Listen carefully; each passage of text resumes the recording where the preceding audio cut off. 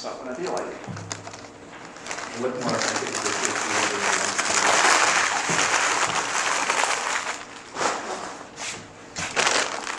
I was going to say, it'll give me the appearance of bringing a bag lunch. We have asked.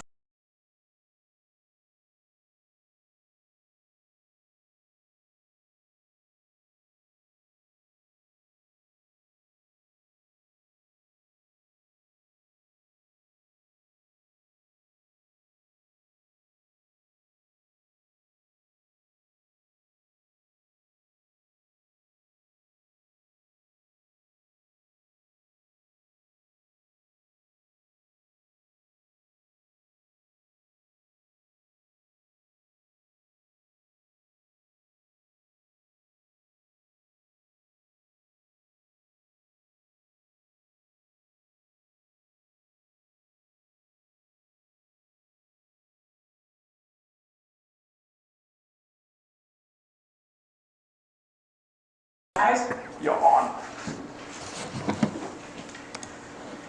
Good afternoon. Welcome to the Finance and Audit Committee meeting held Tuesday, March 1st, 2022 at City Hall.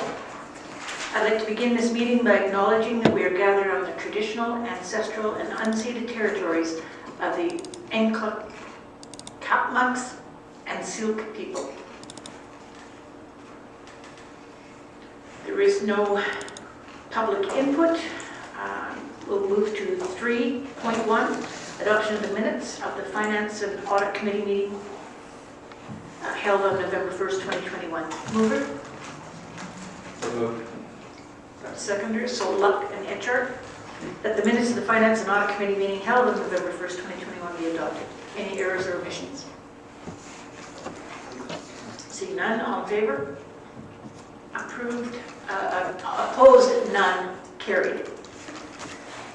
We have no delegations, no unfinished business, and we'll get to new business, which is 6.1. And Mr. Anderson,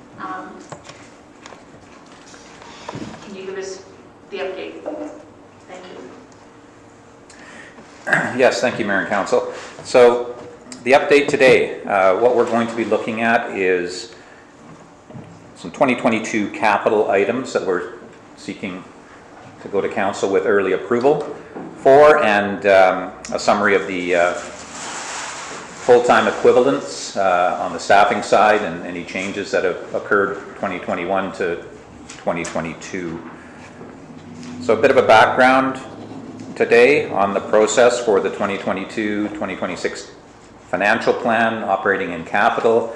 As the minutes from the previous meeting on November 1st indicate, at that time we did have a report for you that went through some of the capital items that we were going to possibly be coming forward to Council with for early approval. We had put that together using 10-year capital planning that was underway with a consultant in place. And we had a lot of good things planned for that meeting. Unfortunately, between November 1st and November 23rd, there was a major incident that has impacted us, and really financial plan activities were put on hold throughout that whole flood response period. So we are getting back into the process now. On the February 8th meeting, I provided an update on the timeline for the 2022-2026 financial plan, and early adoption of specific capital items and a review of the FTEs was put on that schedule for the meeting today and to be brought forward to the next council meeting for consideration. So on the second page of the report, listed off what we had talked about at the last meeting on November 1st. I put a column in with some of those charts there that has been updated for today's meeting to kind of give you an idea when we had met back in November, what we had talked about and where that stands today. At that time, we had 67 individual projects. We had fairly robust capital plan for 2022, including the $3.7 million estimate for Boat Street Phase 2. Phase 2A, we called it, going from the end of the current work to Grimmett Grimmett Street through that roundabout there. Can I interrupt for a second? Yeah. Mr. Anderson, we talked about the 2022 budget being changed, but have we talked about the 2021 budget? The results of the 2021 budget are not discussed here today. I don't have those Okay. ready at this point. I'll talk more about some of the carry forward items there that haven't been completed from 2021 as we look at 2022. And that'll pretty well take care of the question that I had, so. Okay. So we had 67 projects. We had prioritized that as well. On page 3, there's a summary of the ones that we were looking for early approval at that time. First table was just listing off some, 10 projects by value at the time. There is more detail on those to follow here. But a couple that have come off that list, obviously Coldwater River Dike of 750, that was improvements to the trails and so forth on the dike that was existing at that time. And then sewer upgrades for Gateway 286, 300,000. That was kind of something that's spread over multiple years. It's not, it's really the downstream sewer costs and the project related to that. So that's been pulled from this edition here as well. We have a few there that we are keeping on the 2022. You can see highlighted some of the ones that are 2022, like the active transportation path, which is a carry forward. We've got some land acquisition, which is another carry forward as well from the, or pardon, not a carry forward, it's another one that stays on. And then we have 3 at the bottom that stay on, and then some of the other ones get moved off to 2023. So the second table was some of the projects that council thought were key based on strategic planning and those sort of things. So we listed off a bit larger list of things that we wanted to work on. And many of these, as you can see, we bumped off to 2023. So if we go to the third table, this is kind of the summary of the early adopting items from the previous meeting compared to some of the ones that are going to be included below for requests on this meeting here. So the Vote Street capital upgrade 3.7, we're just bumping that off to 2023, and we'll talk about that a little later when we get into 2022 plan, that we may want to bring some of these back if we do get funding for our DFA projects, our disaster financial assistance projects, where we're on the hook for 20% at this time, but if we do get funding to cover that 20%, we may look to bring some of these back into 2022. So there are 3 there on the list from November 1st that we are keeping on the early adoption list, the EAs beside them. So the structure protection unit, the condenser replacement, which was adopted previously on February 8th, and then the asset management software system as well. So those are ones that we're still requesting, and some that are on the 2022 plan but not part of the early adopter. There's 3 of those as well, so we'll review those later, and then 3 of them that we've moved off to 2023. And I know there's vehicles on here as well. Are we currently paying mileage for staff to use their own vehicles? Mayor, This is one of the reasons we're looking to- yeah. Particularly in recreation, so that what you see for the rec and facilities van, Dave and Sky in particular have mileage for every month as a result of using their personal vehicles. So that will mitigate that. Yeah. Probably won't eliminate it entirely, but it will definitely limit that. Thank you. So the 2022 early approval projects, and again here, due to the uncertainty of whether or not the city is going to receive funding of the 20% DFA, we've substantially reduced our list of 2022 projects. But here is a list of some that we are seeking early approval on. And Mr. Anderson, when we talk about 20% of our DFA, we're talking about a good portion. We're talking about It could be $20 million $20 million in DFA projects, and 20% of that would be $4 million that the city would be on the hook for. Best case, if we never received any funding, maybe it's $10 million and we're on the hook for 20% of that. but it's anywhere from $2 to $4 million for sure that the city would be on the hook for if we don't receive funding. We know the bridge itself, I think, is roughly about $8 million to replace. 20% of that's 1.6 million. There's a lot of other work, including dikes and so forth, that need to be done. So it could be anywhere up to $4 million that the city would be on the hook for. So, And when I think back of our recovery plan, that we're looking at the overall everything, we're close to 100 million, are we not?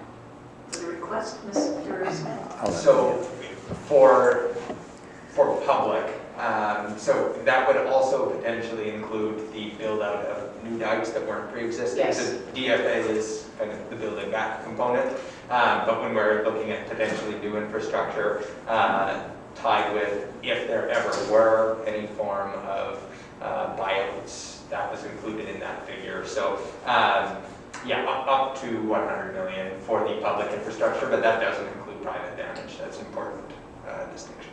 Okay. Thank you. so the ones that are shown here for early approval, and when we bring this forward on March 8th, I will have directors here as well to speak to some of these projects in more detail. But the list here is 1.3 million, of which the condenser replacement, we already brought that forward. So we are looking at, we can just go through them by department here, and any questions I'll attempt to answer here. But on the admin side, computer infrastructure, $83,000. That's just a general budget that we have, and that's based on last year's spend for replacement of computers, for replacement of IT devices and so forth, just to kind of keep us current in that area. It is $83,000 that we are spending on an annual basis there. We have set up an asset inventory system. We're starting to populate that now. That'll give us better data as far as what needs to be replaced on an annual basis. But So this computer infrastructure, has it ever been part of the operating dollars of the IT department? I thought there was 50,000 at some point. with that. it's always been a general catch-all account that's part of capital. So anything over $500 gets capitalized, and it's accumulated within this account.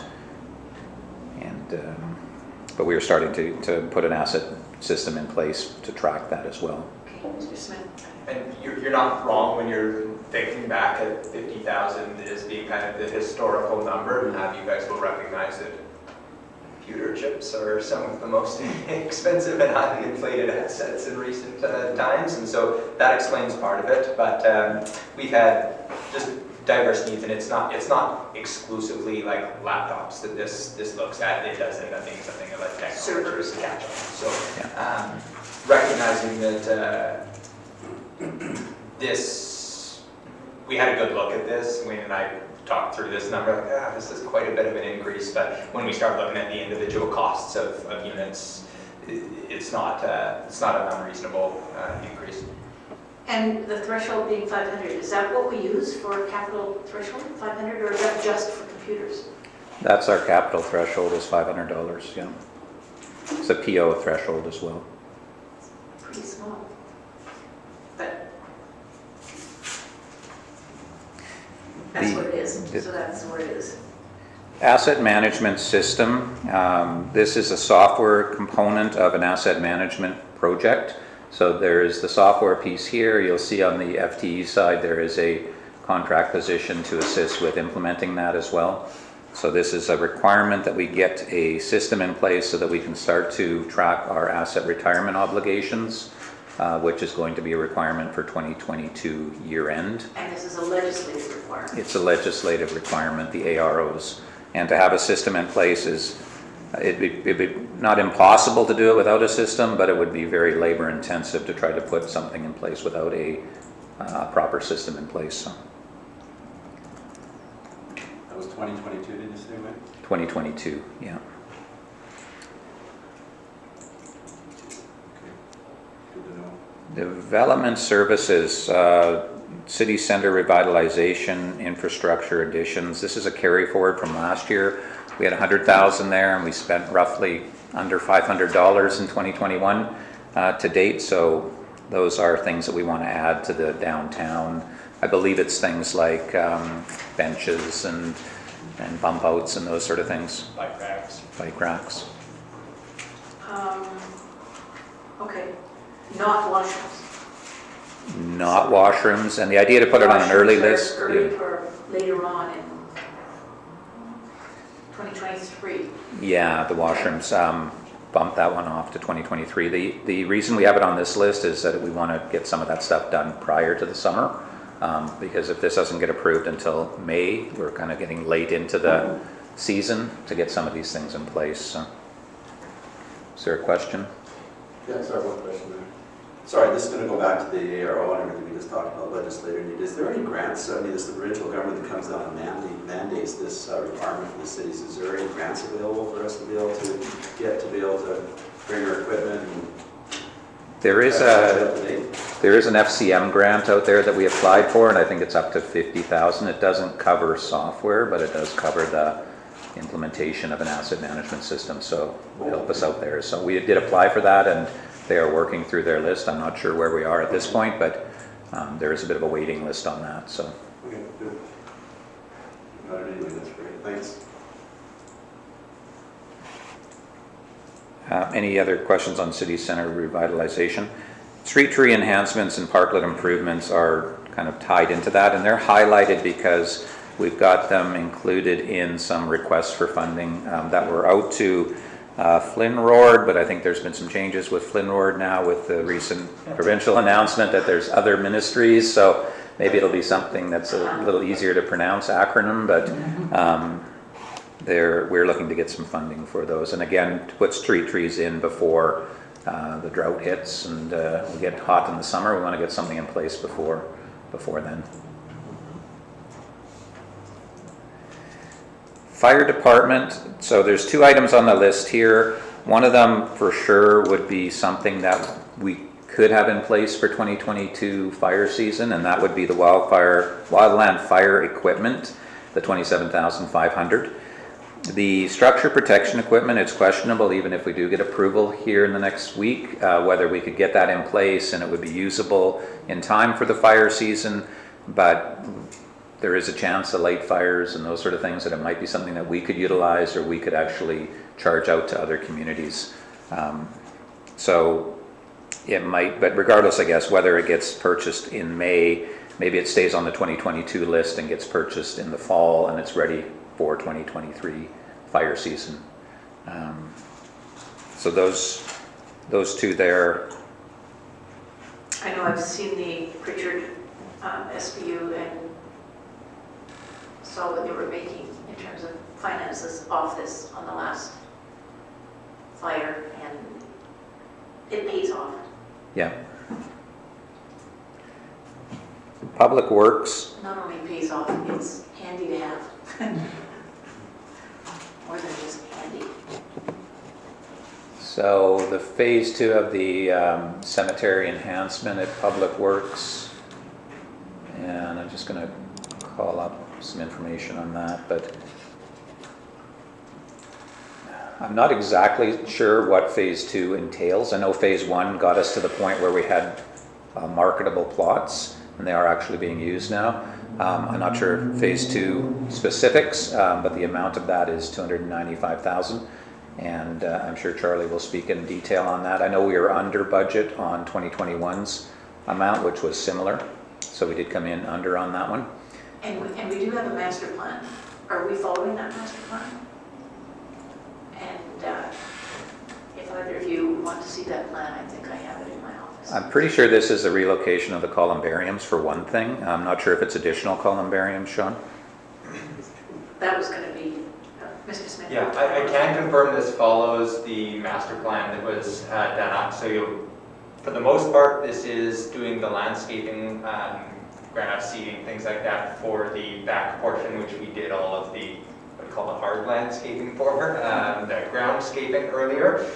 This is moving the existing columbarium, and it will be consistent such that additional columbariums will be able to be added, but there aren't any new columbariums that will be brought in as part of this. So setting it up for that eventuality, but not bringing them in.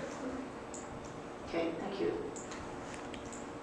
And again, the reason for this one would be to get an RFP out sooner rather than later so we could get the work done in the summer months.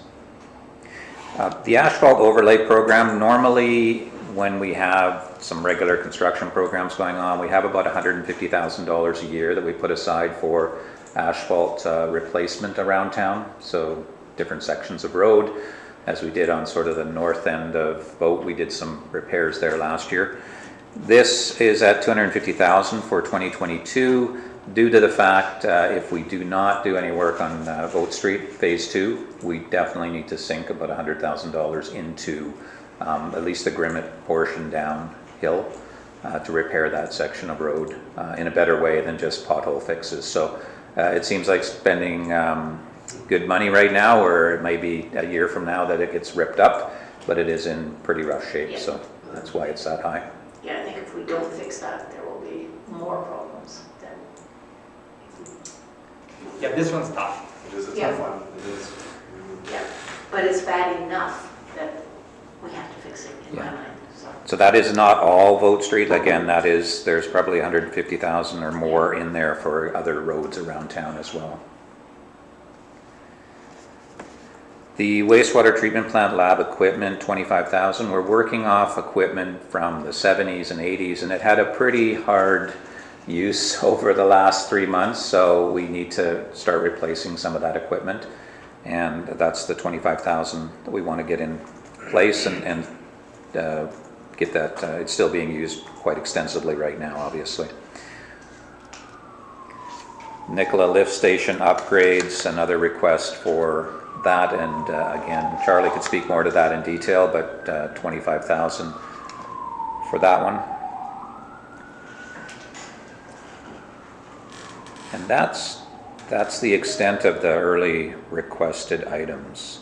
Now, most of these are obviously funded through reserves. I do not have the completed 2021 capital in the system. We are just closing off our accounts payable today for 2021, which is a good month behind schedule from last year. I did have some stats on accounts payable, and we were 2020 we were about 18.9 million processed through accounts payable. In 2021 we were 22.8 million, so that's a 20% increase. In the months of November and December of 2021 we were up 3.7 million compared to 2020.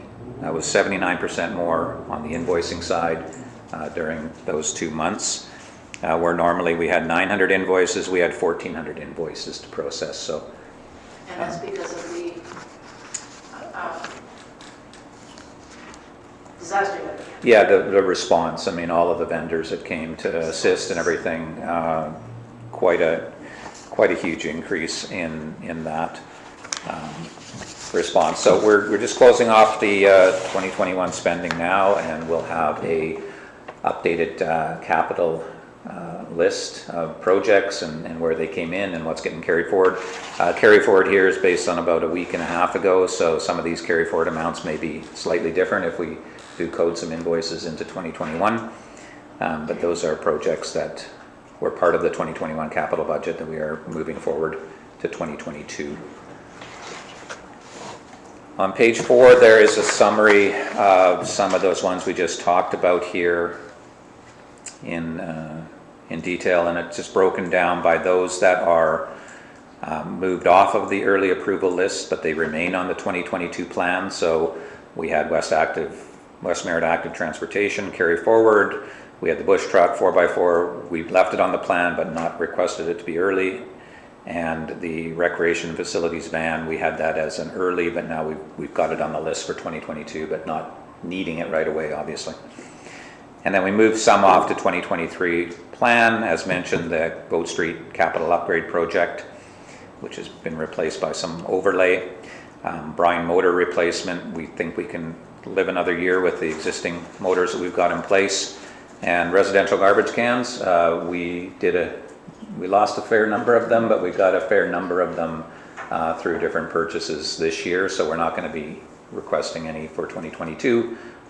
We may not even need any for 2023, but we're good on the residential garbage cans now.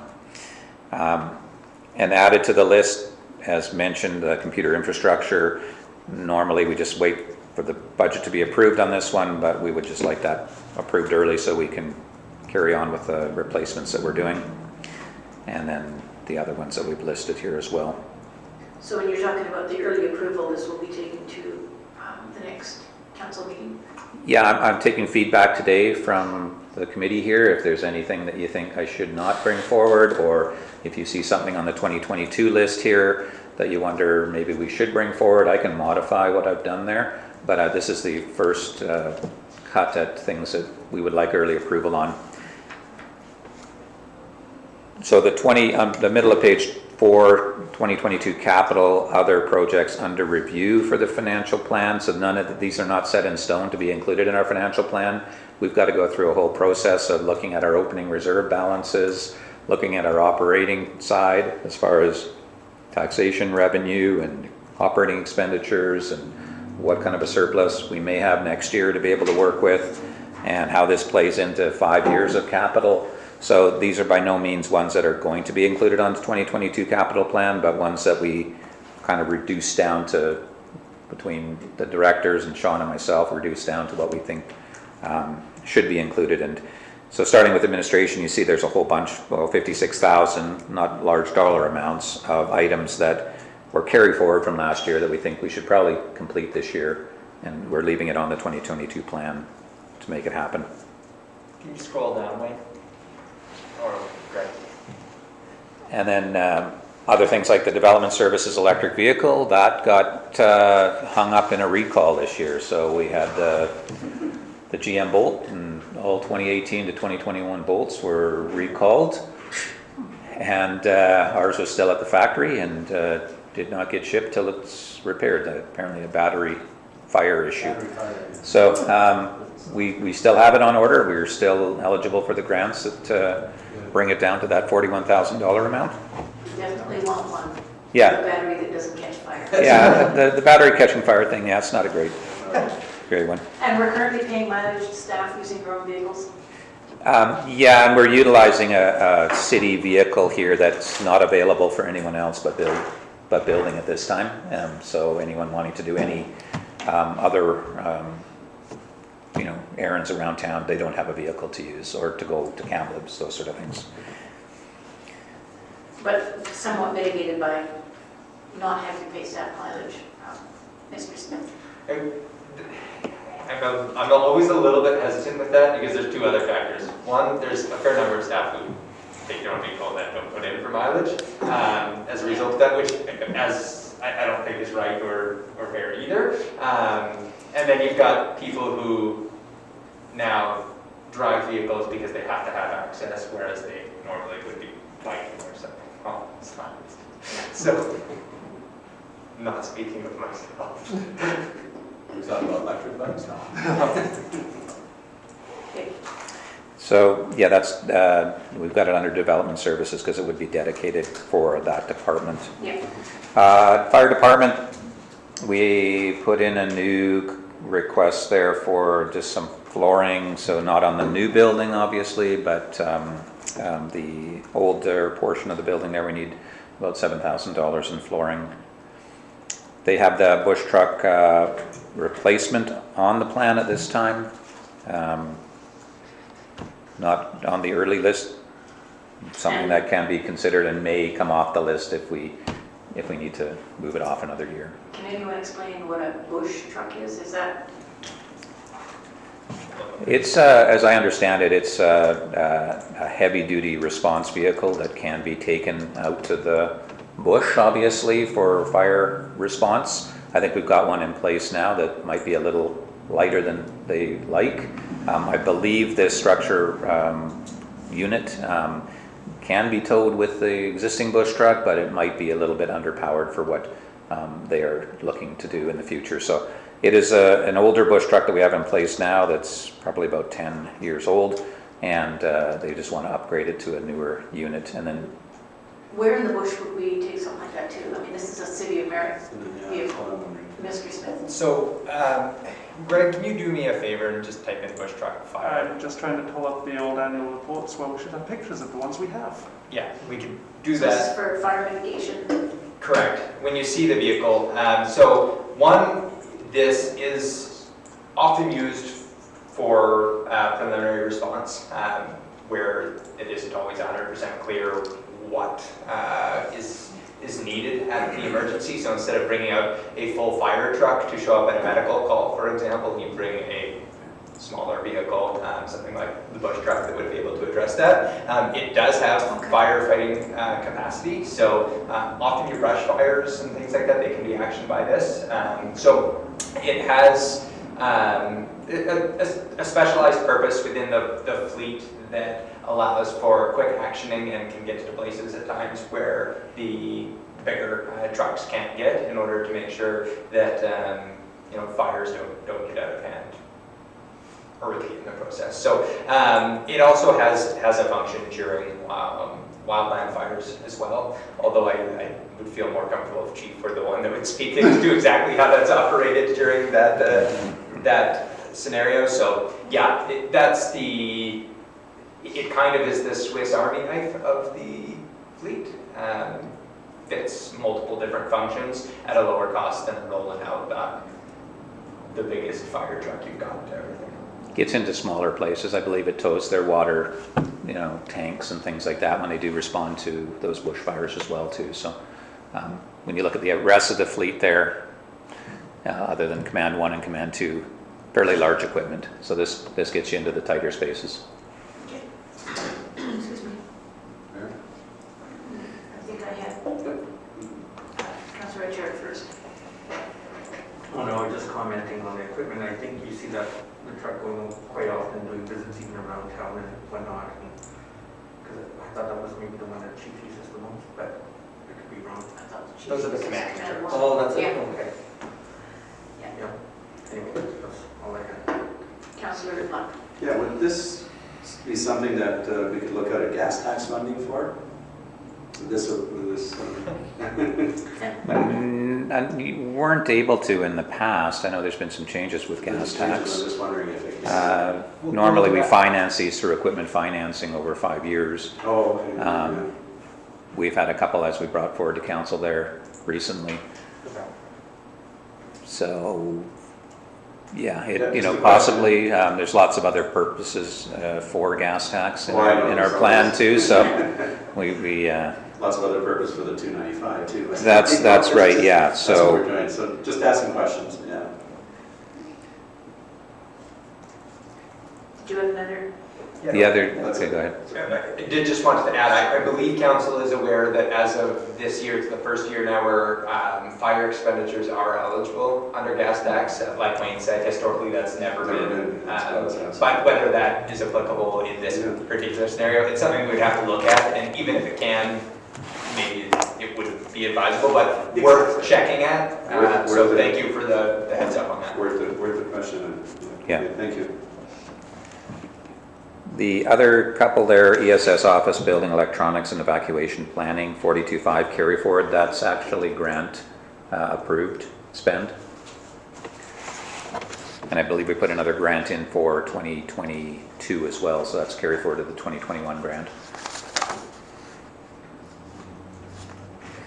Over to Public Works on page 5, we've got residential garbage truck grabber arm. Gets a fair bit of work, as you can imagine, when that truck drives by, and every house it goes down and up twice to pick up garbage and recycling. That is in need of replacement, so $45,000. The sanding dump truck carry forward, we've already gone through that process. We're financing that one. That one is going to be spent in 2022, although it was approved in 2021. Some security camera stuff for the yard and compost has been carried forward. Rotary Park flood restoration design. I know we did work at Rotary Park, but this is kind of a bit of a rework of some of the work that was done there. It needs to be done again. Concrete. One comment on that one, Wayne. Yeah, go ahead. I can make absolutely no guarantees because this is Nicola work that was really spawning back to a 2018 flood remediation issue. But if we see any opportunity to have that project covered with any recovery dollars, I want you to know that we're 100% looking at that. Right now, we're planning for it coming out of reserve, but if we can find a way to package this somehow as part of a floodplain restoration. In general, we're looking for that opportunity, just so you're aware. So is it repair of the work done previously, or is it extending the work done around the park? So yeah, it's partial repair.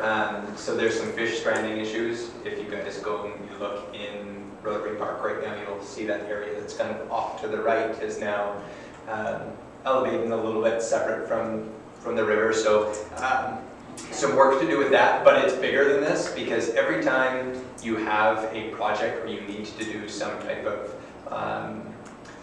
river work, there's often a requirement for offsetting. So you need to be able to provide some habitat somewhere else. And so instead of always trying to do this on a one-off basis, like where are we going to find this additional habitat, this would also assist in identifying a whole bunch of different areas where we could pull in as part of offsets, as part of bigger programs. So it's not just that issue, it also includes creating a bit of an offsetting plan for the entire stretch. The plan wasn't to go through this list in total detail here. I could just pick on a few and highlight them. These will be brought forward again, obviously, when we go through the meeting to review the 2022 to 2026 plan. Can we talk about the pads or picnic tables? Can we spread them out around the parks rather than, a lot of them are in? Yeah, this one definitely a plan needs to be put in place. These picnic tables are the result of clay banks. We lost a bunch of tables there, and we're going to get a bunch of tables to replace those tables that have been lost. They may not end all up at clay banks, so we've got 15 for sure there that we want to place around parks in town. So where they actually get placed, there will have to be some mapping and decisions made on that. Put them in the right place where they're going to get the most use. I know council talked about that previously with, especially with, and I can't remember the park's name, the one in front of Nicola. Lions, thank you. That there's an awful lot at Lions, but there isn't a lot at Central, where a lot of the community congregates at Right. Central rather than, that was just... Lions and Rotary are loaded. Yeah. Is that something that you'd like staff to bring to council to review when we get to the point of having a plan in place where those are going to be located? I don't know that we need the plan. I just think if you... We have to.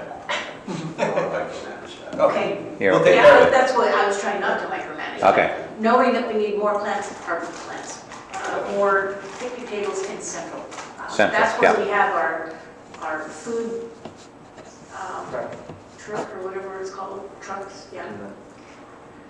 Anyways, I'm Yeah. not going to tell them where to put them, I just think we need more in Central. Message heard on that one. And Councillor Etchart has a... I was also wondering if part of that plan they're going to move any of the picnic tables in lines, because I think in 2018 when we had the flooding, those tables were underwater, most of them. So with that plan, I'm just curious if they're planning on maybe moving them a little higher up. I don't think we're including moves. We're trying to keep the cost down this year on anything that we do, but if there was an opportunity to do some moving at the time that we're in there, then it might be a good time to do it. If we got the concrete and pull out a pad and put a new one in, it's a good point to move them up a bit higher. Well, they're still there, so that's good. Yeah. Mr. Smith. You guys, it'll actually come up here in a moment, but we are going to be doing kind of a full parks master plan, so that is something that you'll see all of. So in terms of setting out kind of designs and locations for not just the 3 parks that are currently in that plan, but all of especially the smaller parks that there may not be great plans for currently. Those types of questions are exactly what we'll look at, and that's some great feedback if when we get to that process. But the plan is to do that this year. Good, thank you. Yeah, you'll see a lot of plans here and design work and so forth. Where the design or the plan does tie to an actual physical asset that is being built, then we put it under capital as a design work for that. So example, the multi-use path in Collettville, there will be a multi-use path in Collettville that will be capitalized, and this will get carried along with it as the design portion.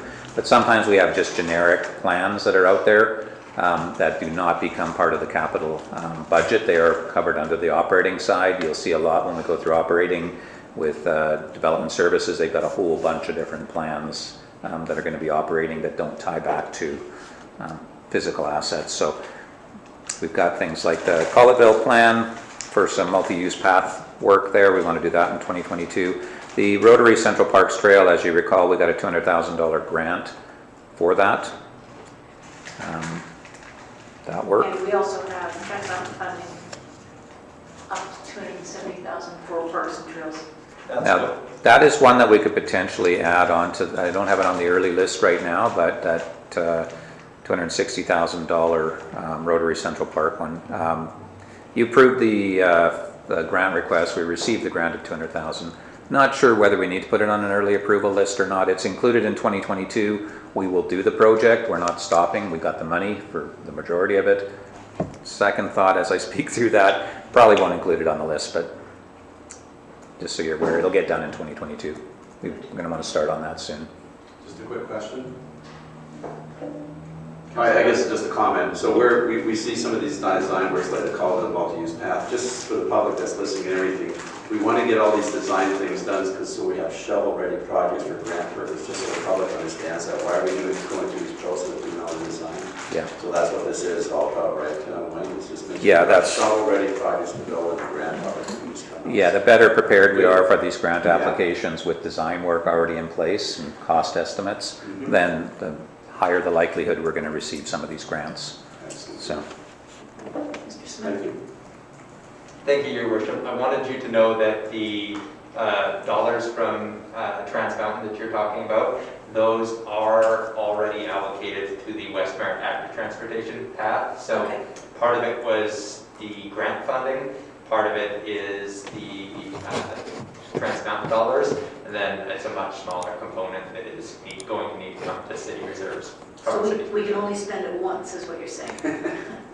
If you have a way to make that go further than just spending it once, I am all ears. Okay. I have no knowledge of how to do that.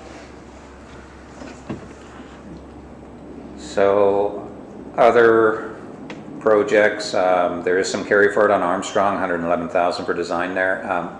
We're not going to spend all of that. We actually came in way under budget on that one, but it's a carry forward and it's going to be probably smaller than that. It might be $25,000 or something like that. But once we get the final figures there, we'll carry forward a lesser amount. So Nicola and Vote, now that was an intersection that was just done. a few years this is back. the opposite side. So this is the side by the Arts Council by Okay. Kukuli. So to look at a left turn lane coming north on Vote. Wow. So versus the one that we put in going south on Boat towards Nicola. You're still correct that it was done. Ministry needs a traffic impact assessment, which is before kind of final decisions can be made as to whether you get a turn lane for that. We certainly think that probably makes sense, but we'll get a traffic impact assessment to prove that out, and that's what you see up on the board. Okay. So you would have seen the 300,000 on the early list from November for exit 286. This 112,000 is designing the corridor from the exit 286 development through to the sewage treatment plant. So that's what that work So is. this is going to give us an accurate dollar value of what needs to be upgraded. I would assume Along that would be the case going through this process.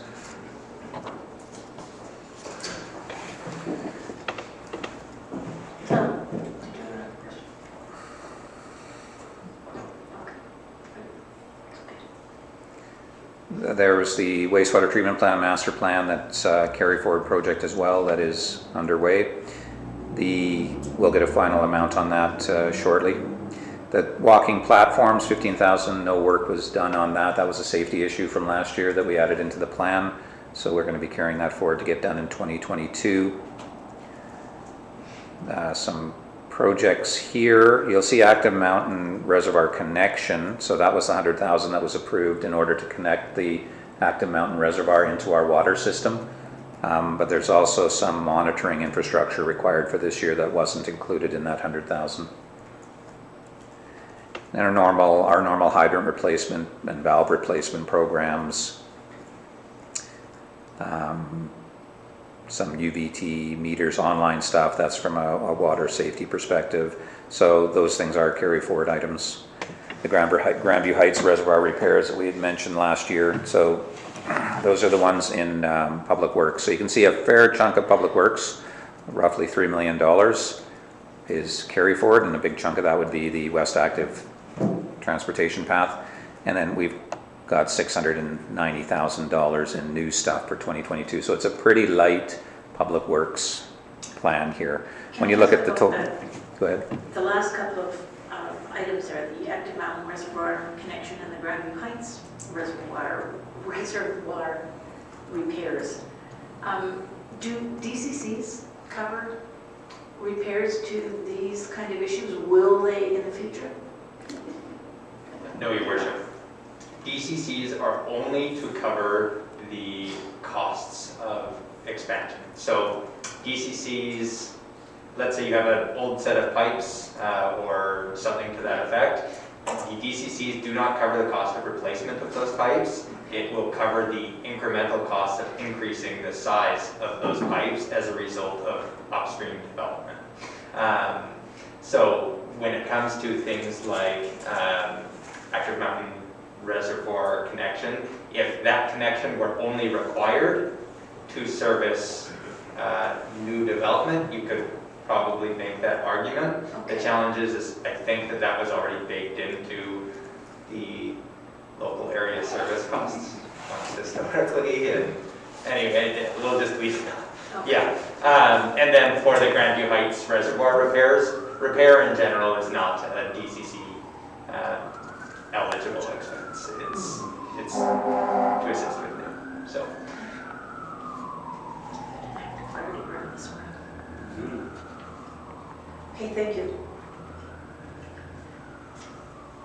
I still have difficulty wrapping my head around DCCs, and I know that we're awaiting staff's new Just so you know. changes. But Just send an email where the RFP is going in, right? It's live.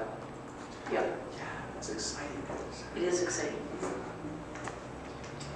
And It'd be more fun if we could pass it by October. staff have been working their butts off to get the DCC Sorry. out. I know, with everything else going on, it's frustrating. Were there other questions there? Sorry, You no. did, okay. Okay, so yeah, that's Public Works. On the facility side, about 70,000 in carry forward items and 129,000 in new. So the rec and facilities van that we mentioned is on the new for 2022, and as you mentioned, it does reduce some of the mileage that individuals may charge for their personal vehicles, but it does provide an enclosed van for the maintenance people as well. So if they're going somewhere, they can put some tools in it and not have to be running back and forth as they're off to one of our facilities to do some work. So it does provide a better thing for hauling things maybe in the winter where you've got furniture and stuff that you're moving around. To have an enclosed van is going to make a lot of sense. So they are pretty light on the rec and maintenance side as far as vehicles go. They've got one truck that they use, and this will be the second vehicle. Okay, and can I stop for a minute? I think Councillor Richard had a question previously. I was just wondering about the, for the westward active transportation path piece, how much of that was grant? The grant portion was roughly about 1.6, and then there was about 350, maybe 1.6, 1.7. There was the 350 from Trans Mountain, and then there's about 270 or something that is our portion. So it's roughly 270 on ours, 350 for Trans Mountain, 1.6, 1.7 for grant. The reason I wanted to have that mentioned is in case anybody's questioning why we're approving that, to know that a lot of the funds come from grants, so that we're not taking preference over paths over repairs at post-flood. So that's mostly why I wanted to ask that question. Thanks. Mr. Smith? I do just want to add as well that while we are very hopeful and have strong indication that grant will come through, it has not been confirmed and we don't know anything official at this point. And I would assume that's on all of our budgeted grant applications, that we put it in here, but we don't know. Yeah, we're planning for it, and there's pretty good indication that that's coming, but it's not a done deal. Mhm.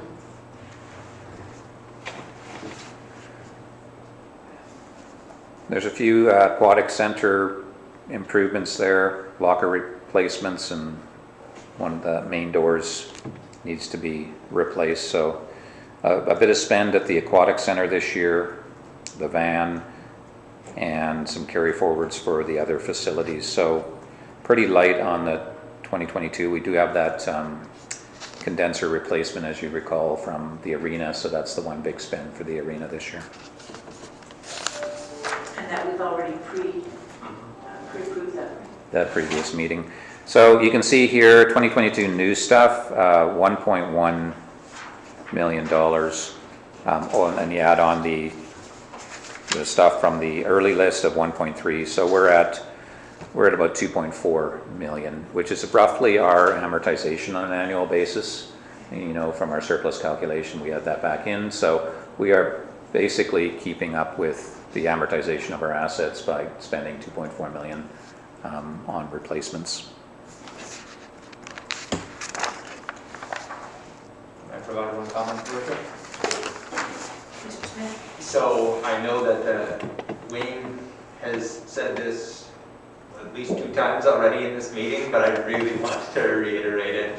This is probably like minimum viable form budget.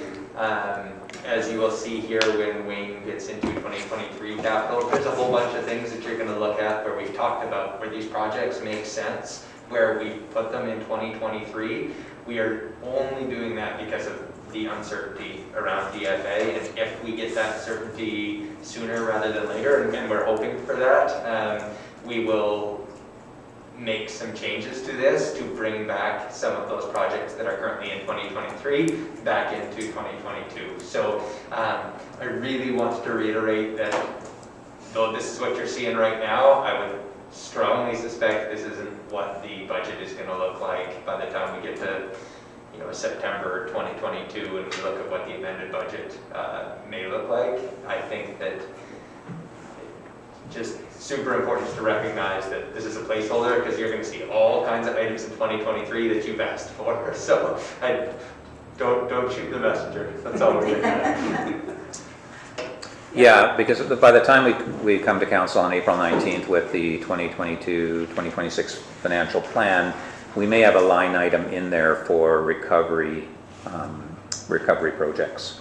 So we may have $2 million, $3 million in there as a line item, because at that time we may not know whether we are going to receive funding or not for our portion. So we have to put it in. That's why we keep this number low. But if we do receive funding, then that opens it up, as mentioned on page 6 here, that we could move some of these items that are pushed to 2023. We can move them back into 2022 through a budget amendment later in the year. As long as we've got the capacity to do it. As long as we got the capacity to do it, that's correct. You could decide, as I say, you could decide to move some of them in, you could move some of them forward. The 2023 number that you'll see at the end of page 7 is like 9.4 million.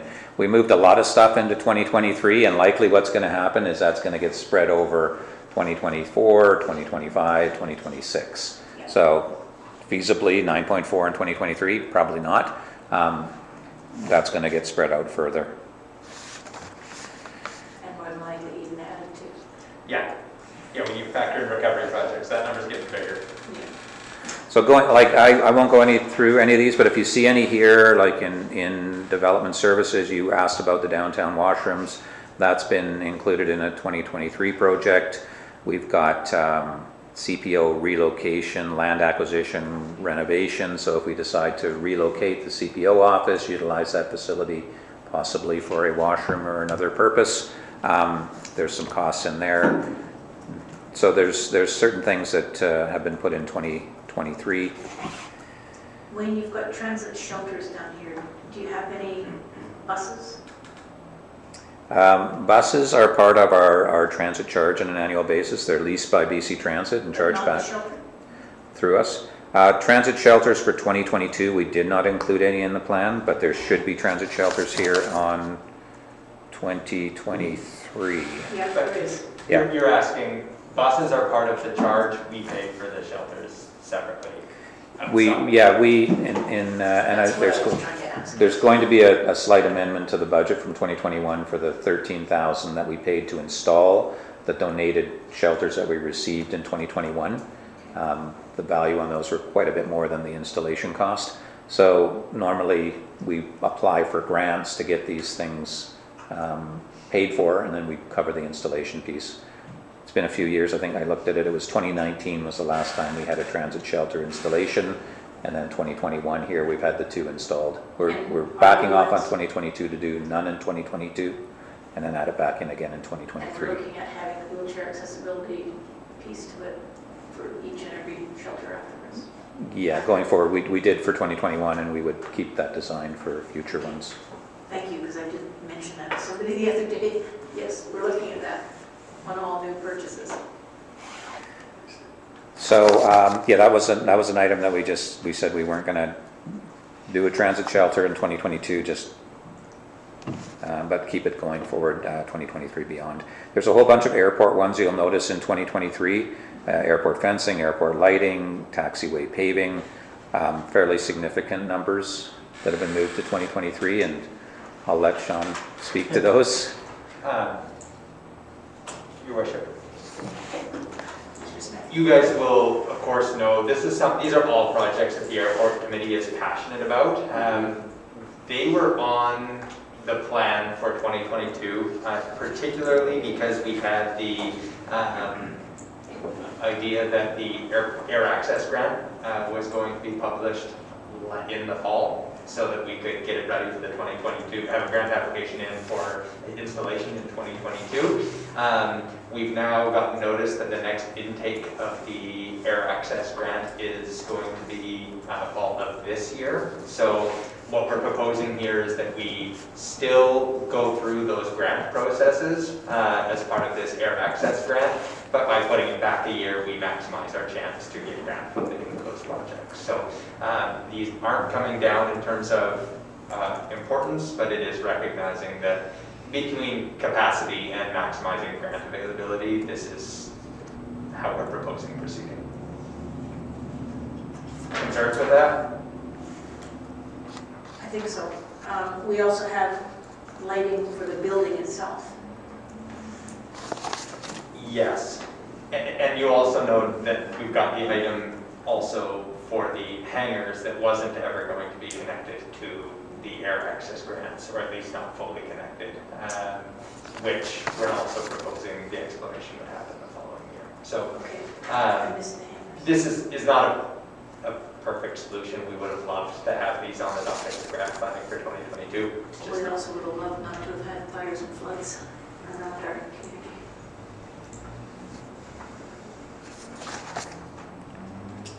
Okay, thank you.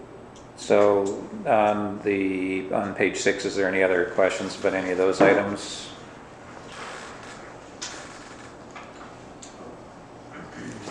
And then page 7, the one in the middle there, the Vote Street Phase 2A is included in the 2023 plan for 3.7 million.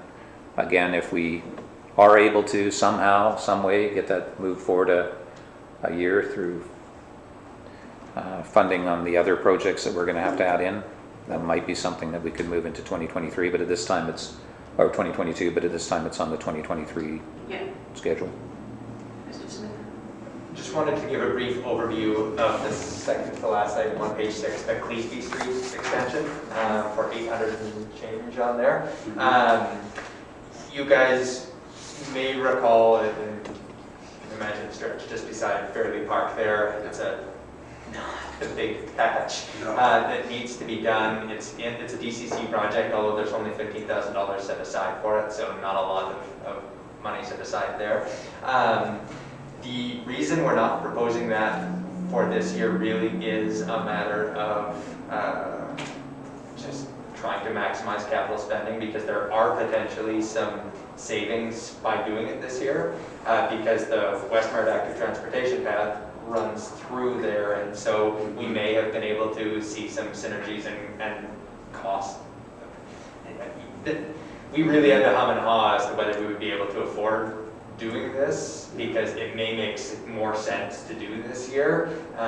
Don't have an exact dollar value for what we might be able to save, but potentially we looked at that and said we could reduce the cost of that project, or potentially even take certain components that otherwise will be there and put them into the West Merritt Active Transportation Path, where I think that that's more it's grant funded, it's costed. There's probably elements that we could So is it possible we get part of it done, but not all of it? Is that kind of? what I'm getting at You may as is well do all. it may make sense Yeah. to do this year from a raw financial perspective. It's another one of these items, much like I would say asphalt overlay for Boat Street, where we're giving something up by not running the bigger project right now. So what I'm getting at, I think, is that even though we're recommending 2023 right now, if there's any opportunity, if we even get a sniff that some of those other things might be coming, we would try to pull that project up. The challenge is that it's still a $1 million project for, like you compare that to the Boat Street, a relatively unimportant patch of road. So does it need to be done? Yes. Can we save money by doing it now? Yes. Is it as important as Boat Street?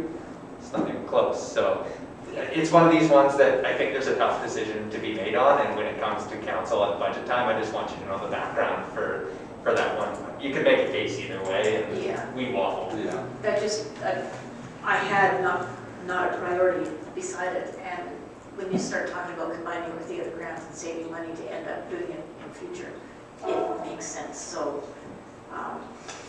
Yeah. I would not have connected it with the other grant funding, but I understand. Would it change or would it be helpful to your decision making if we could see if there's, I'm not guaranteeing how specific we would be able to get with it, but if we could find out how much savings potentially, or how much we might be able to bring that cost down or allocate it to the other project, that would probably help your decision making That when it would comes to help mine. council. Okay, we'll see what we might be able to do on that, because Charlie had Just the a, budget usually helps a lot. Charlie had Yeah. kind of a wild guess, and I won't throw it out here, but we'll, Yeah, Yeah, bring it to us would be good. okay. because I know it would help with school traffic an awful lot. So it may not be a priority in the long run, but it's an area that may divert some of the school traffic, high school as well. Nice, yeah. This has fire benefits too. Yeah. Yeah, Yeah. I mean, it's not exactly. Cost of it though is just, Yeah. yeah. But yeah, good. Okay. So other ones on page 7 there. Not sure if there's anything there that you want to ask about. Just on the lighting in the parks, I'm glad we're looking at it all around. We also have, I think lighting in parks is needed and all over, but so are all our major fourways, and some of our streets are still very, very dark. And I know BC Hydro changed out a whole lot of light bulbs, 400 or so, didn't they? I can't remember the number. It's Adam that can remember those numbers like that. I can't. Yeah. But if we can have lighting looked at again in some of these dark areas, even if it's just around the intersections, Well, that would help. even a lot of people are concerned with lighting in general, especially the people in phase 4. There's a lot of theft and items going around town. I know that's been a big concern that is constant with citizens on social media, but Yeah. I think people would really be happy to see us spending money in lighting in general, particularly Zone 4. And I haven't heard in particular Zone 4, but I hear lighting all the time. It's scary to walk at night. It's dark. And we don't have a lot of sidewalks on some of these areas either. We have them on one side, but not the other side. So the lighting seems to be a high priority with some of the residents. So that wouldn't be so much a capital project because we would go with BC Hydro lighting. Do they still do the lighting on the intersections and things off their own poles and that? Wayne or Sean or?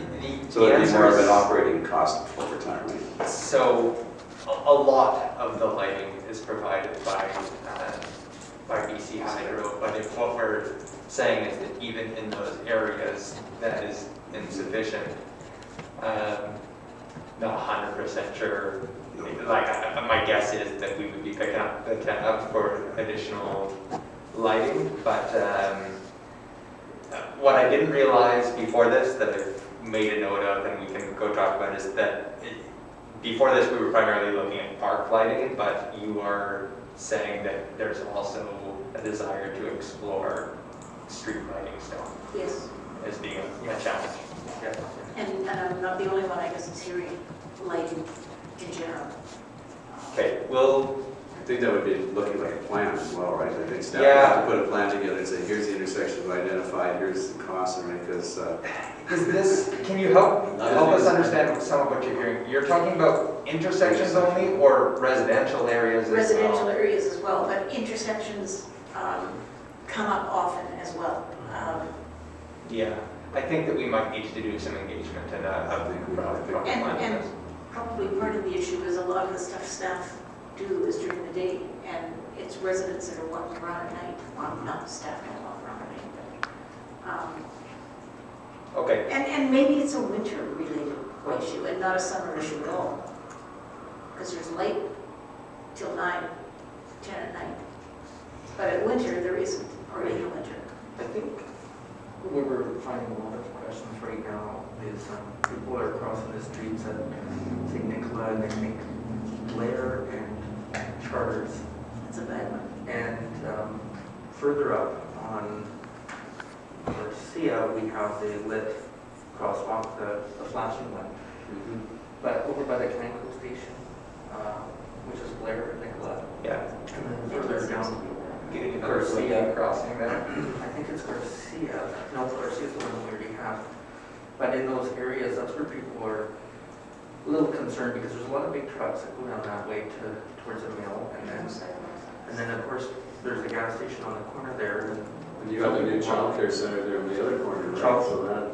Childcare, and then also the gas station has a pizza shop in there, so people who live nearby. So There's more traffic. I'm making some notes here. In general, potentially a plan, but this one here, you're talking about crossings of Nicola in particular and getting lit crossings at Nicola. Recognizing this is completely separate from what we're going to be putting forward here, but it's good feedback and I appreciate that, and it's something that potentially when we're as well, right? Nicola and Charters is something that I've been talking about for quite a few years because I had an uncle that was killed in the crosswalk. Okay. Thank It's a you. sidebar, by the way, that's all. Yeah, thank you for the feedback. We've got some of your notes there. Allow us to take that back. Some of these conversations we can take up with Modi, probably one conversation with Hydro, but I think that Councillor Luck is probably right that if what we're needing here is to identify broader deficiencies, engage with the public as to where the concerns really are. If this is more than just parks, this might be kind of Yeah. trying to seek another plan of some form. I know a lot of people are talking about planning, they just want to see the lights, but I hear you. Yeah. We digress again. Not a problem. There's a number of recreation and facility ones moved over as well. You can see the amount 682. That's a lot more than the 2022 rec plan. So a number that were in 2022 were moved to 2023. Auditorium flooring, for example. Yeah. So that's the 2023, and there's still like lots of work to do on this to get some of these spread into 24 and have 25 and 26. It's ahead of where we were last year probably. when it came to first year versus all 5 years, because now we've got 2022 with some detail, now we've got a bunch of projects in 2023 with some detail, just by the fact that we've moved a bunch into there as well. So ideally, you've got all 5 years with some projects with detail and plans and shelf ready and all the rest of it. So that's where capital is at this time. On page 8, so just And to stop for okay. a moment, is council aware of any other issues that we don't have in here that should be in here?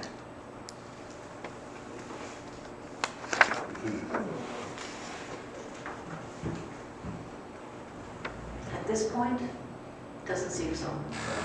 Well, there's, so we did go on big ones too.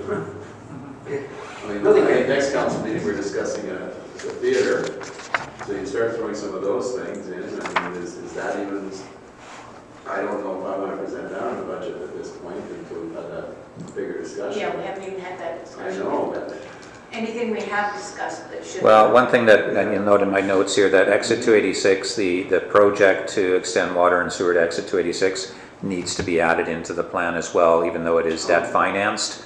So that is a big project that not sure will get started.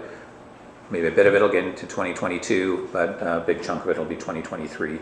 So projects like that will be added in. Yeah. Sorry. Go ahead first. So what I was wondering though is if we're having a wastewater extension to go from say Sage or Clapperton to 286, but we don't have the DCC bylaw typically reviewed until the end of December, how can we? That would be, don't we need to have the new DCC bylaw approved so that we can get the funding from So DCC?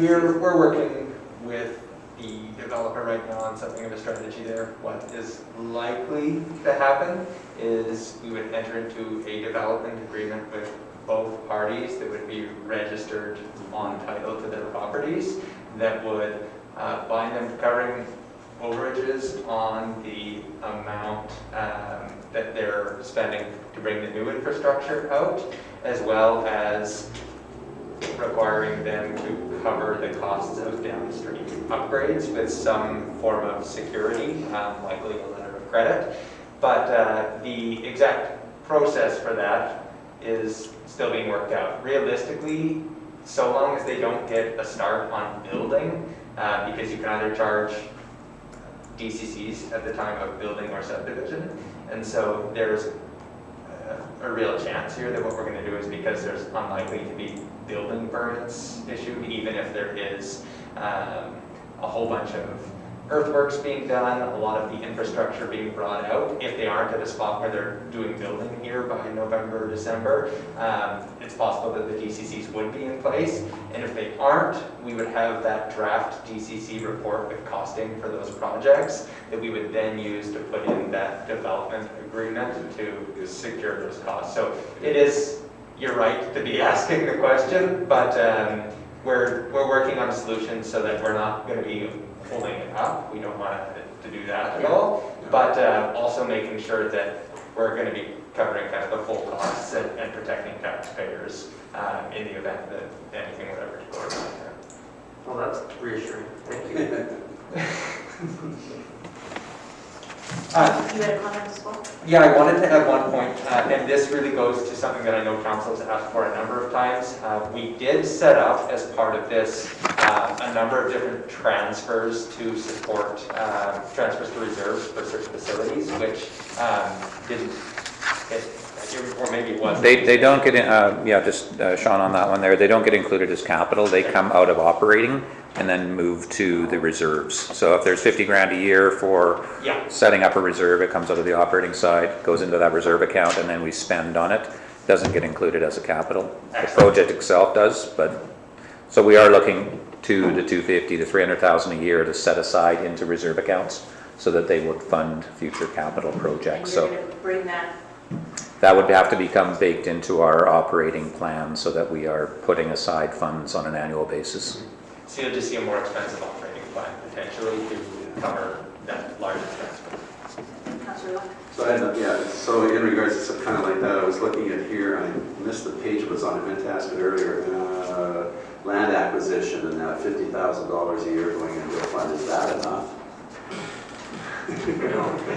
I can't even get the property transfer tax paid for that anymore. So, again, we had started with a $500,000 transfer to jumpstart it, and then, at the very least, have an annual transfer of 50.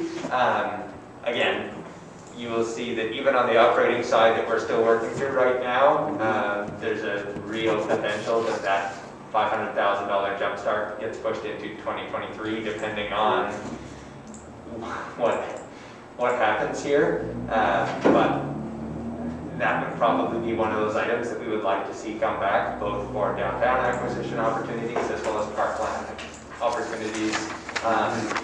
And then you've got Fucker Hall acquisition. Like there's a whole bunch of land acquisition needs. So you guys have made your point really clear on that. We know you want it. It's a matter of, can we make the math work for 2022? And if not, we might be looking at We might have to buy Mr. Anderson a money-making machine. Yeah, let's find one of those. They got these new printers, we'd have to rent a criminal to go with it because I don't want to get charged. Yeah. True.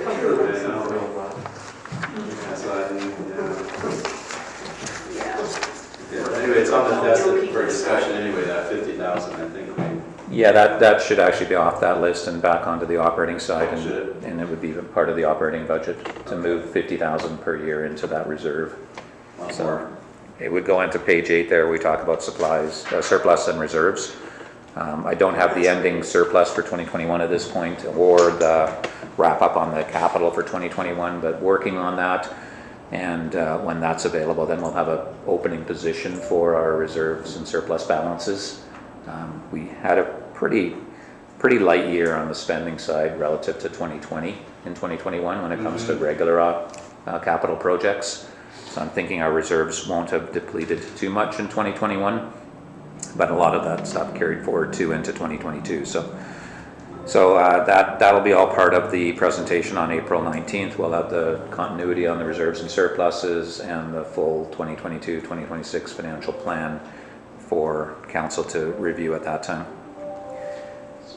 Okay, Mayor? yeah, go ahead. So I'm just thinking back to a conversation we had, I can't remember now, 6, 7, 8 months ago. Adam would be better at remembering these dates than I would, but certainly it was that we are getting to critical dates and timing on our budgets and everything. As you can see through these budgets here, we're trying to grind it down as much as we can and everything.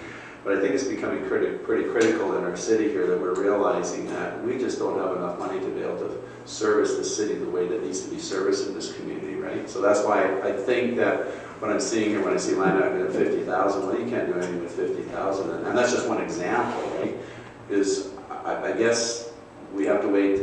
You don't have a number for us today what the tax increase is going to be or what it isn't going to be or anything at this point. That's going to come out of the council, but I'm, first and foremost, I'm a taxpayer like everybody else in this community, and it's really starting to concern me of where we're sitting here with all of this and what kind of tax increase we're not looking at and what kind of tax increase we really need.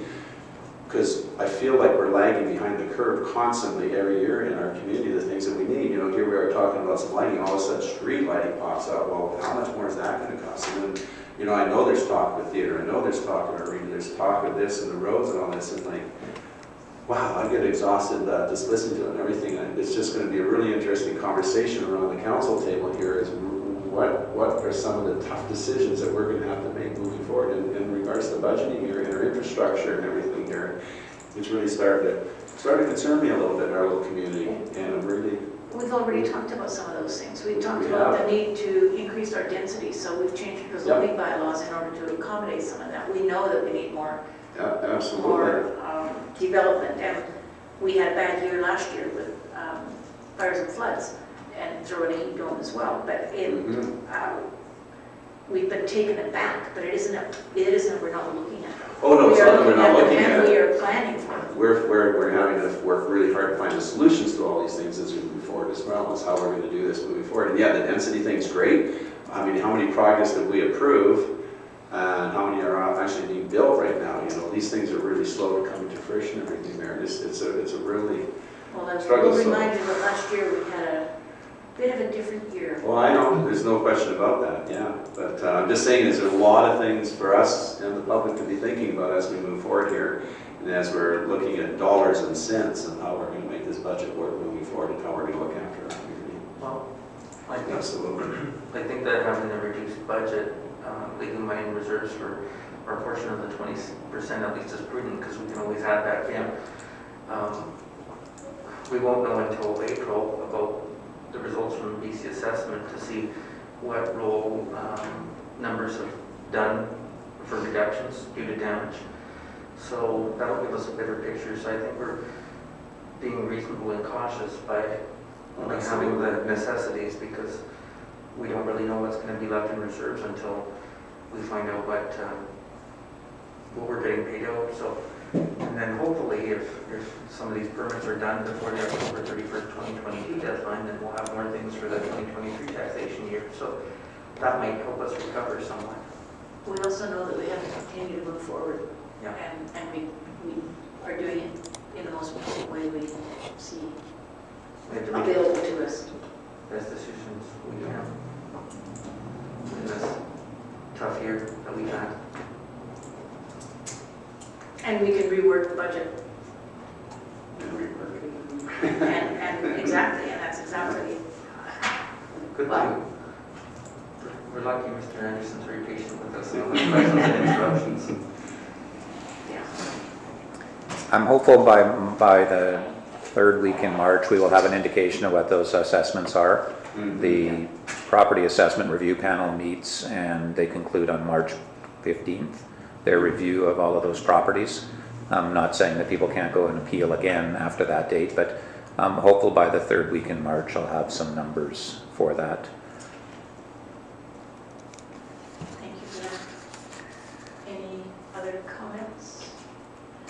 Okay. So moving on to page 8, there is just a brief summary of the surplus and reserves, and we just talked about how that's going to flow out in the April 19th meeting. And then 2022 staffing, so proposed full-time equivalents. This excludes the Recovery Operations Center. That will be included when we go to the full budget in April. Can I stop you for a minute? Yeah, go ahead. Or have we done this by employees, not by positions? This And combination. The reason I ask Yeah. is positions is comparable year to year. Employees may not necessarily be consistent from year to year. And I think some of the numbers that we're putting out, it's hard to determine whether we're Yeah. gaining or losing. So there are a list of employees. So if you look at the schedule there, we go 98 employees, assuming those 98 employees reside in 98 positions. Those may be 1.0 positions, they may be 0.5 positions, 0.3 positions. When we budget for 2022, the FTE requested, second column from the right, the 78.56, that's based on the person being in the position for the entire year. If it's a 0.3, if it's a 0.5, if it's a 1.0, that is 78.56. That's our true position. Okay. In prior years, for 2021, for example, I tried to budget more to what the actual position would be. If the person wasn't going to fill it, it was a full-time position, it wasn't going to get filled for half a year, I was budgeting for 0.5. So the number may look smaller in 2021, 74.5, but that was more based on what we're going to spend. So for this analysis here and going forward, 2022 is positions. You'll see later that we might cost us 75.5 or something FTEs because of gaps in hiring and so forth. But 78.5 is the number of positions. Which is basically the same as you had for your spend plus the net change. Yeah, spend plus the net change in prior years. Actually, 2021 I adjusted back to the number. 2020 is not adjusted, so the 70.81 in 2020 is kind of based on a budget amount. We budget to 70.81. It might have actually been 73.5 or 74 or something at that time. But 2021 to 2022 is apples to apples, adding on FTEs, removing FTEs based on the person being in the position again for the entire year. So the request here on page 8 is to add in 4 positions. An arena casual, development service, 1 full-time temp. Now temp means that they're there for the year, they may not be renewed after the year, but 1 full-time person in the temp position that's assisting with the development services clerk. 1 part-time building inspector, 3, so that's a part-time regular position that we've put in place. That person was in place in 2021. And 1 full-time temp position for asset management for finance. So that's a position that once the project's done would go away. So the net change is 4.0, and Is that included, is that 4.0 included in the 78.56, or is that going to be added to? that's included in the 78.56. So if you started with the 2021 74.51, you add on 10, you remove 6. Now, removing somebody to go work on the recovery team is a -1. So we've got a couple of negatives on the remove, but they're replaced with an addition to backfill them. So you'll see the negatives, not actually 6, but less than that. So the 4 positions are kind of highlighted on page 9. You can see the makeup on the bottom of page 9 of where those positions get added in by department. So when you look at casuals, we're dropping the FTEs on casuals by reducing some casuals in the aquatic and replacing with full-time and part-time resources. So on the aquatic side, full-time positions have gone up 2. But they've gone up 2 on public works because we took a seasonal, and we took 2 seasonals basically, made one of them a full-time parks and one of them a shop tech. So we're moving from seasonals to. So you'll see the drop in seasonals of -1.24. That's taking 2 seasonals out of the equation, moving them to full-time. So the net of all of those changes works out to 4.05 across the board. In finance, we're looking to have 2 part-time finance people where we had 1 full-time and a casual. So creating 2 part-time positions.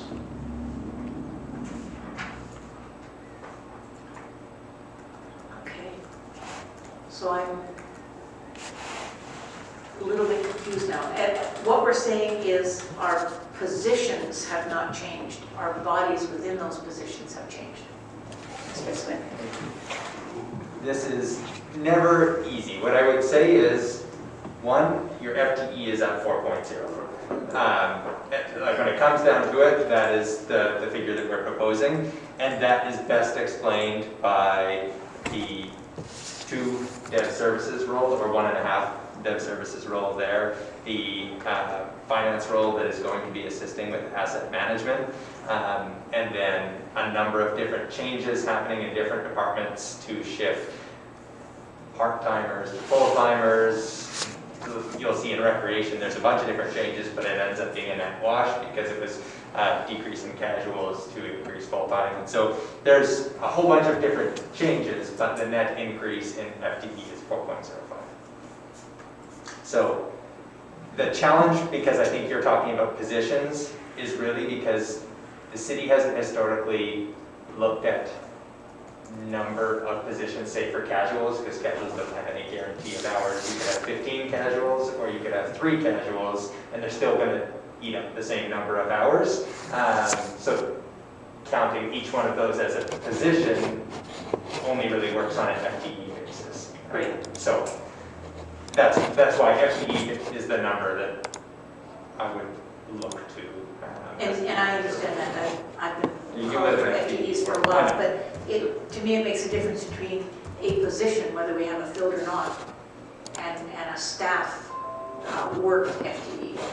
So we've got a bunch of positions that may or may not be filled.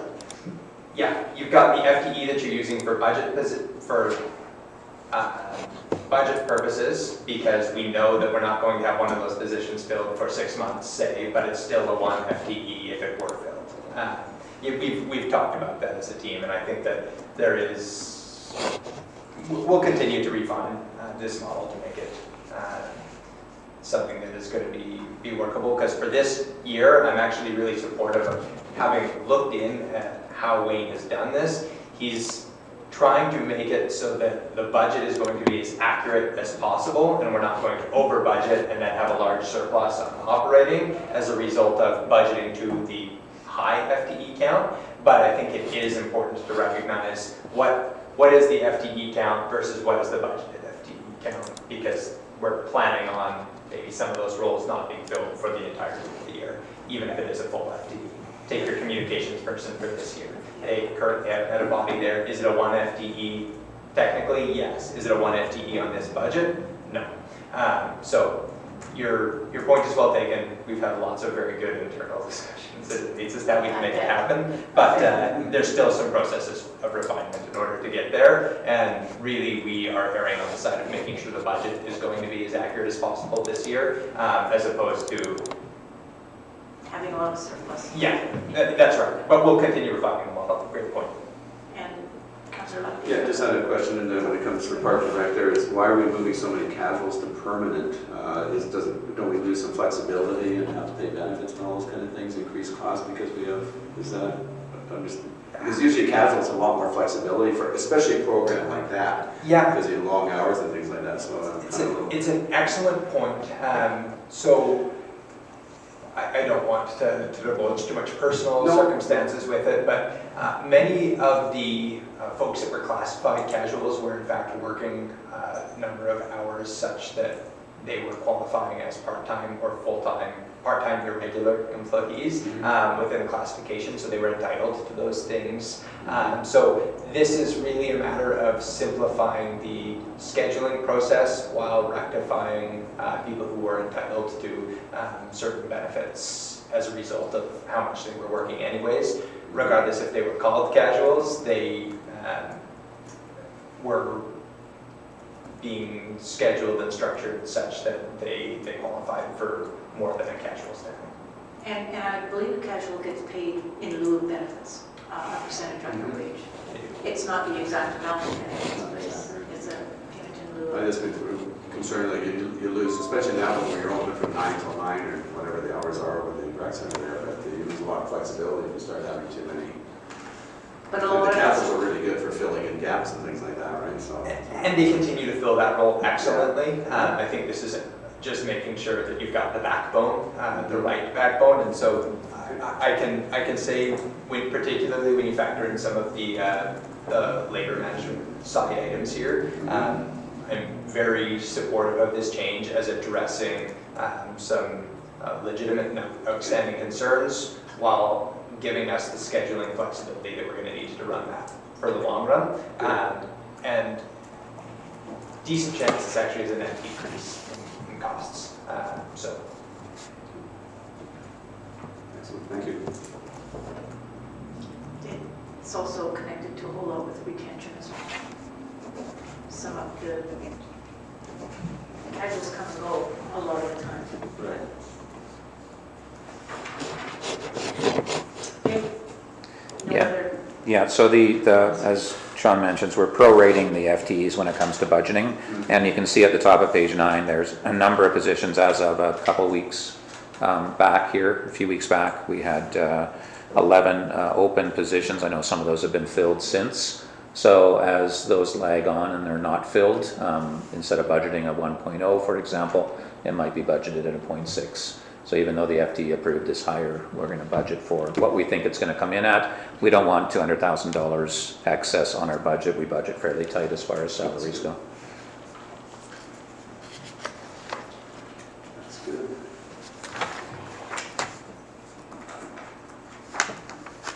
So that's what we'll bring forward to the meeting on the 8th, and the one that I can be sure to mention in detail at that time is the 2 new part-time positions in finance. We'd like to post those as soon as we can, get council approval on those.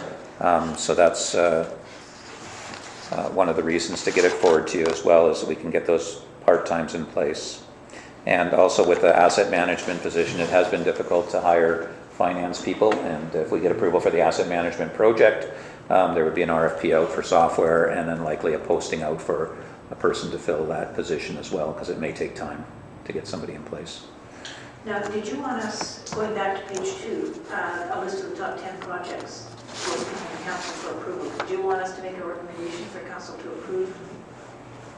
That list on page 2 is from the prior meeting. The list on page 3 is the early approval projects for 2022. So the stuff that's in orange there was from the prior meeting. The stuff on page 3 is the early approval list there. So if there's anything on that list that you would say strike off and don't bring forward to the next meeting, or if there's anything that you want to add on saying, why don't we get this done sooner? That's what I would bring forward for council to take a look at. I was just looking at the recommendation that we don't need. So next steps, you've already gone through.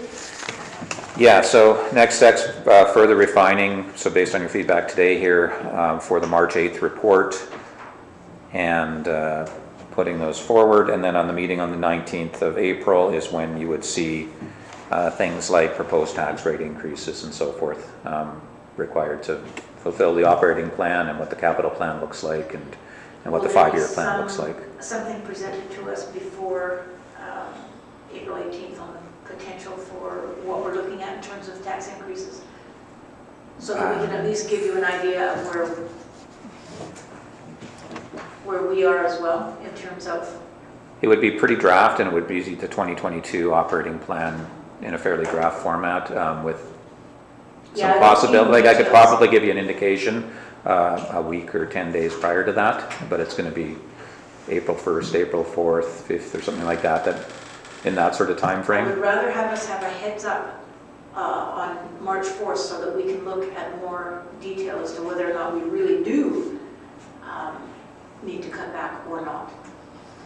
So what I'll say, Your Worship, and I think that we've had a couple of years of kind of lead up to this, is that there's no palatable number that gets us where we probably need to be, like full, like that's where we're in a position right now where taxation is going to be one of the levers, as we've talked about in the past. We need to hit every lever.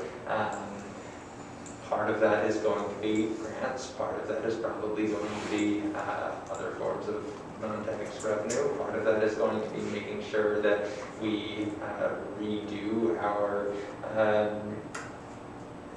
development, like such as subdivision servicing and development cost charges. A significant part of this is going to be in our business attraction strategy, so that we can grow what's happening here. Densification is going to be a large part, but there's no way that this is, you don't right this ship in a year.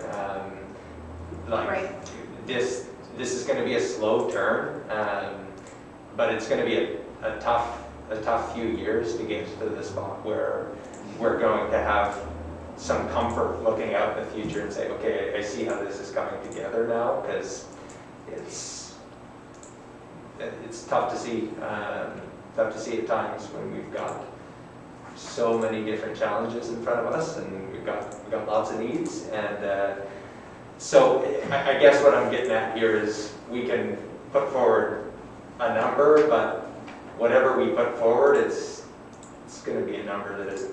And I understand that, and I think the residents are just looking for, or the taxpayers are just looking for the potential. I mean, I'm with you. I'd like to have the number sooner rather than later. I can't comfortably give a number at this point until we get those assessments, which could be the 3rd week in March. And there's a lot of work to do to just even get the operating plan in place as well too. So I would love to be able to drop a number for you today, but it would be pulling out of the sky right now. I'm not asking for it today. Yeah. Tomorrow will be fine. I'm kidding.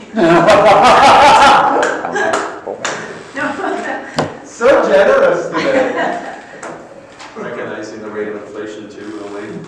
Yeah, we know you've got a lot to go. You've had to redo what you did initially, and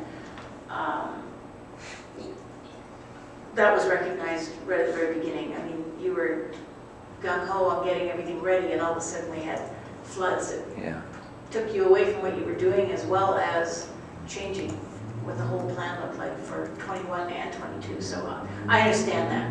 It's continually a moving target every day with stuff that's you're hearing from recovery and things that you're hearing from other areas. So it's been a difficult year to kind of Yeah. draw a line in the sand. The fact that we're closing accounts payable today is a start. So, and we have auditors coming on March 18th to sit with us too. So Yeah. we got an audit in the middle of this this period here too. Unbelievable. Okay, Cool. I heard you loudly and clearly. And does anyone have any last minute comments?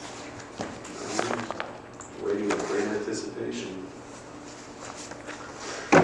You recognize you're working to your, We still have cash balances to make us through. I'm not going to come forward with a bylaw for revenue anticipation in order to fund debt if we need to. I think we're still okay until we get through to mid-May and start to see some utility and tax revenue.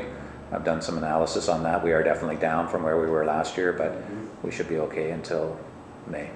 So, good news. good, okay? So thank you very much for what you're doing. I know it's hard work. But thanks for putting this together for us. And